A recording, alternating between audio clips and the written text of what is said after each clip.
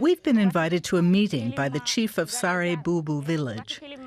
There are already 4 Dimitra clubs here. There are 2,000 across Africa, set up and funded by the United Nations Food and Agriculture Organization and the Global Environment Facility. The discussion groups help promote participation and initiative within village communities.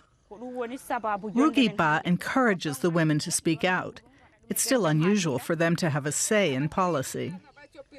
Today, the Young Women's Club is discussing a proposal made by the young men to build stone barriers to stop soil erosion. We talk about everything that affects the village, with younger and older men equally. And even more importantly, we present our point of view at the village assembly, along with other Dimitra clubs. Our opinion is taken into consideration for decisions about the village community. That's the biggest change. Before, we had no say at all on matters in the village.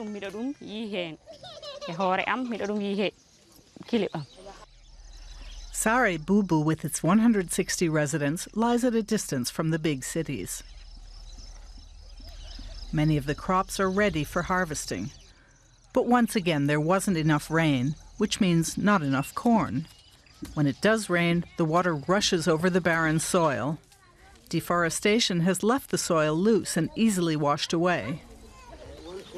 That's the topic of discussion at this village meeting, opened by the chief. One after another, the 4 Dimitra clubs present their opinions and proposals. Not all the villages in the region have been willing to join the project, but here, the young people, like Konate Dem, have made a lot of progress.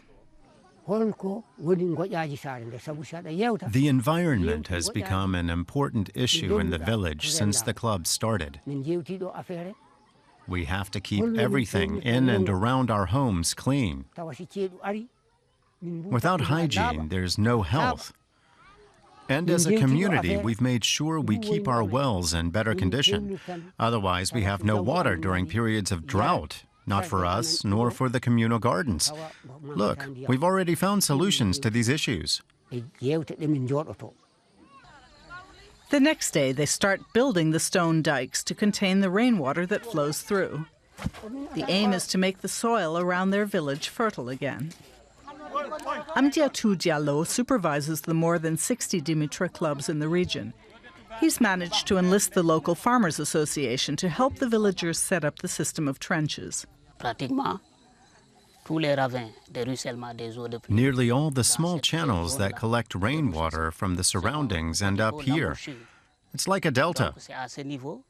At this point, the water has enough force to wash away the fertile soil from the cultivated land.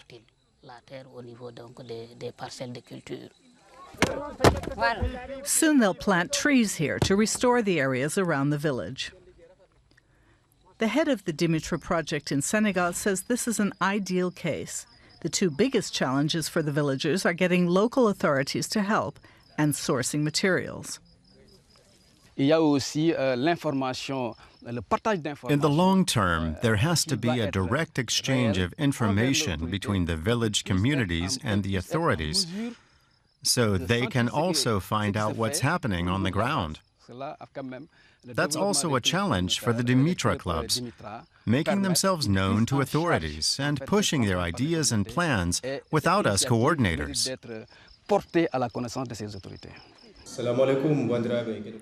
The 2 young Dimitra club leaders from Sare Bubu have been invited to take part in a chat show at a community radio station.